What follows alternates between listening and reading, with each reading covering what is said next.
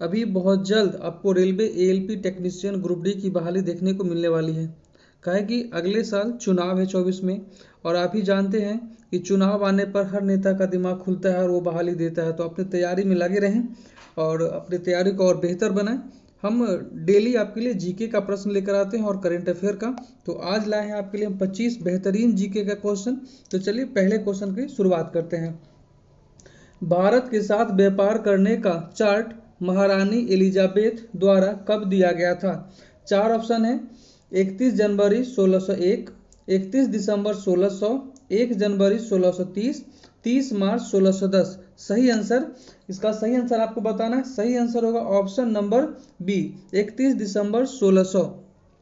अगला प्रश्न है भारतीय राष्ट्रीय आंदोलन के प्रारंभ से ही उग्र राष्ट्रवादियों का भी वर्ग था, निम्न में कौन शामिल नहीं है? आपको बताना है कि उग्र राष्ट्रवादियों में कौन से व्यक्ति शामिल नहीं थे। आपके पास 4 ऑप्शन है।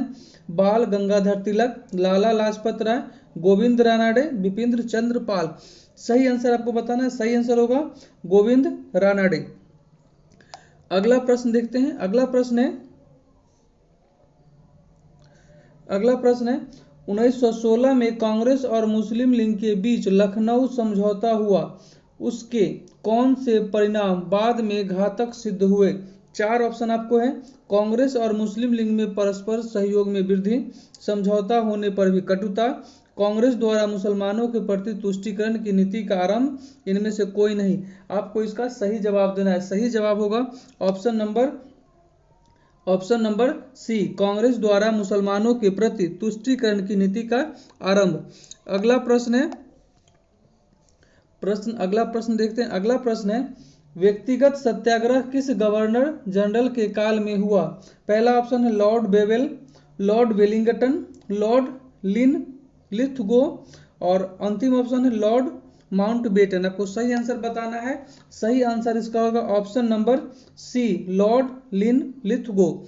अगला प्रश्न को हम लोग देखते हैं। अगला प्रश्न है आपके स्क्रीन पर, भारतीय राष्ट्रीय कांग्रेस की पूर्ववर्ती संस्थाओं में सबसे पहली और प्रमुख संस्था थी। 4 ऑप्शन आपके पास है।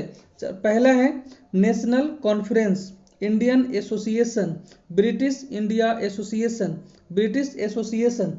आपको इसका सही जवाब देना है। इसका सही जवाब होगा option number C, British India Association. अगला प्रश्न है प्रश्न संख्या 6 में है, इसको हम देखते हैं। अगला प्रश्न है Dadabhai Naoroji British House of Commons के लिए चुने जाने वाले पहले भारतीय थे। उन्हें किस पार्टी के टिकट पर चुनाव जीता? ऑप्शन है लेबर पार्टी, कंजर्वेटिव पार्टी, निर्दलीय या लिबरल पार्टी। आपको इसका सही जवाब देना है। सही जवाब होगा option number D, liberal party के टिकट पर उन्होंने ब्रिटिश हाउस ऑफ कॉमन्स के लिए चुने गए थे। ये टिकट पे वो लड़े थे। अगला प्रश्न हम लोग देखते हैं। अगला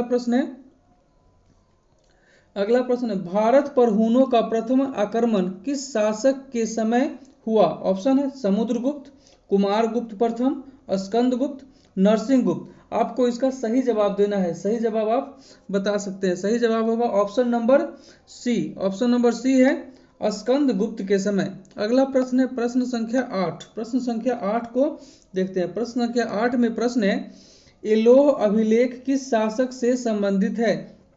ऑप्शन है स्कंदगुप्त, हर्षवर्धन, पुलकेशिन द्वितीय, रुद्रदामन। आपको सही जवाब देना है। सही जवाब होगा पुलकेशिन द्वितीय। अगला प्रश्न है प्रश्न संख्या 9। प्रश्न संख्या 9 में है सत्यमेव जयते किस उपनिषद में संग्रहित है? आपको 4 ऑप्शन दिया जा रहा है। चारों में कोई एक ऑप्शन सही होगा। आपको सही बताना है। पहला ऑप्शन है एवरेयोपनिषद, ईशोपनिषद, कठोपनिषद, मुंडकोपनिषद। आपको सही जवाब देना है। इसका सही आंसर होगा मुंडकोपनिषद। अगला प्रश्न है प्रश्न संख्या 10। प्रश्न संख्या 10 में है महावस्तु महात्मा बुद्ध का जीवन वृतांत है, इसका संबंध किस शाखा से है? आपको 4 ऑप्शन आपके स्क्रीन पे है। पहला है महायान, हीनयान, ब्रयान, इनमें से कोई नहीं। आपको सही जवाब बताना है। इसका सही जवाब होगा ऑप्शन नंबर ए, महायान। अगला प्रश्न है प्रश्न संख्या 11। प्रश्न संख्या 11 में प्रश्न है, अकबर द्वारा बनवाए गए उपासना भवन का नाम क्या था? ऑप्शन है दीवान ए खास, दीवान ए आम, इबादत खाना, बुलंद दरवाजा। आपको इसका सही जवाब बताना है। सही जवाब होगा ऑप्शन नंबर सी, इबादत खाना।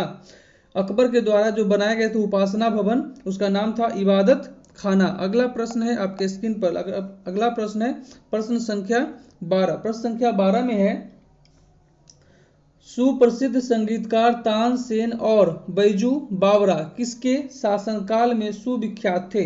आपके स्क्रीन पे ऑप्शन है, 4 ऑप्शन है। पहला ऑप्शन है बाबर, हुमायूं, अकबर, जहांगीर। आपको इसका सही जवाब देना है और इसका सही जवाब होगा ऑप्शन नंबर सी, अकबर। अगला प्रश्न है प्रश्न संख्या 13 है। प्रश्न संख्या 13 को देखते हैं। 13 में है, न्यू कैसल पोर्ट जो दुनिया का सबसे बड़ा कोयला निर्यातक बंदरगाह है, यह किस देश में है? आपके स्क्रीन पे 4 ऑप्शन दिखाई देते होंगे। पहला है कनाडा, ऑस्ट्रेलिया, मैक्सिको, यूएसए। आपको इसका सही जवाब देना है और इसका सही जवाब होगा ऑप्शन नंबर बी, ऑस्ट्रेलिया। अगला प्रश्न है प्रश्न संख्या 14। प्रश्न संख्या 14 में है, इसको हम देखते हैं। प्रश्न संख्या 14 में है, देशांतर रेखाओं के संबंध में कौन सही है?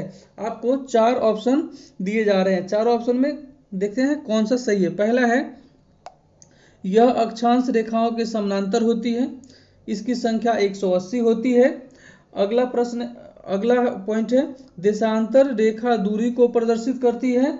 और अगला पॉइंट है, देशांतर के मध्य सर्वाधिक दूरी विषुवत रेखा पर होती है। इसका सही आंसर आपको बताना है और सही आंसर होगा option number D. Option number D इसका सही आंसर है।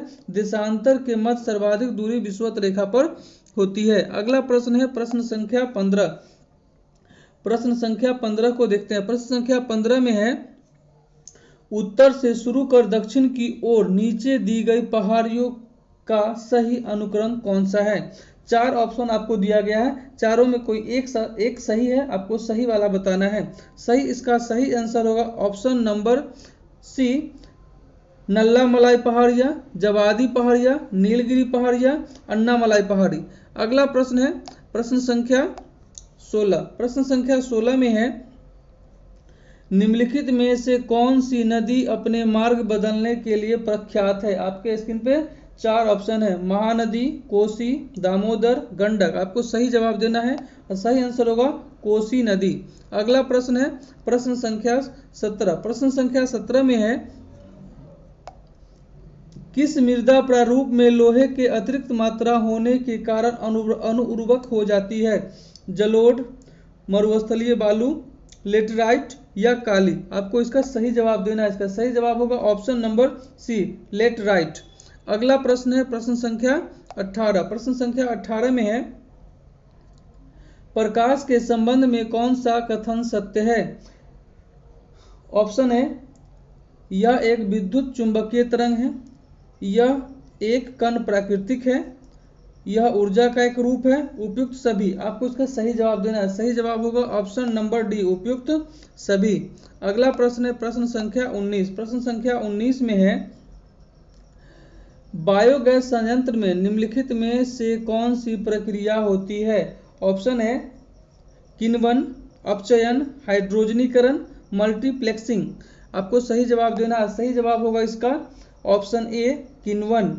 अगला प्रश्न है प्रश्न संख्या 20। प्रश्न संख्या 20 में है, एक वर्ग में ऊपर से नीचे की ओर आने पर परमाणु के आकार क्या होता है? एक वर्ग में जब ऊपर से नीचे की ओर आते हैं तो परमाणु के आकार में क्या होता है? 4 ऑप्शन है, बढ़ता है, घटता है, वही रहता है, का पता नहीं लगाया जा सकता। आपको सही आंसर देना है। इसका सही आंसर होगा बढ़ता है।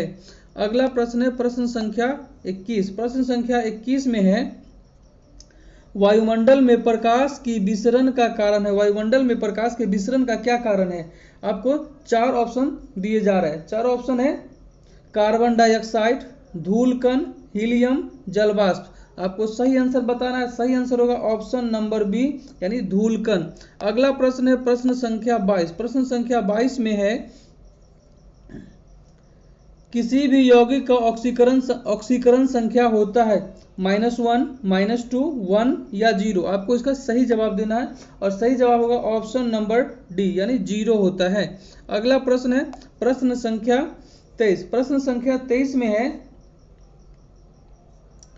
सर्प विषरोधी सुई किस तत्व का एक यौगिक होता है? स्वर्ण यौगिक होता है, चांदी यौगिक होता है, आयोडीन यौगिक होता है या क्लोरीन यौगिक होता है? आपको इसका सही जवाब देना है और सही जवाब होगा ऑप्शन नंबर 1 स्वर्ण यौगिक होता है। अगला प्रश्न है प्रश्न संख्या 24। प्रश्न संख्या 24 में है जैव सेल क्या है? कोयला है, एलपीजी है, एलपीजी है, प्राकृतिक तेल है या पेट्रोल है? आपको इसका सही जवाब देना है। सही जवाब होगा ऑप्शन नंबर ए यानी कोयला है। क्या होगा? कोयला होगा। इसका सही जवाब होगा कोयला होगा। अगला प्रश्न है प्रश्न संख्या 25 जो कि आप आज का अंतिम प्रश्न होगा। यादाश्त का संबंध मस्तिष्क के निम्न में से किस भाग से है? हाइपोथैलेमस, सेरेबेलम, स्पाइनल कॉर्ड और सेरेब्रम। आपको इसका सही जवाब देना है। इसका सही जवाब होगा ऑप्शन नंबर डी सेरेब्रम से है। तो आज के लिए बहुत महत्वपूर्ण क्वेश्चन थे। फिर अगले दिन हम 25 क्वेश्चन लेके आएंगे। जय हिंद।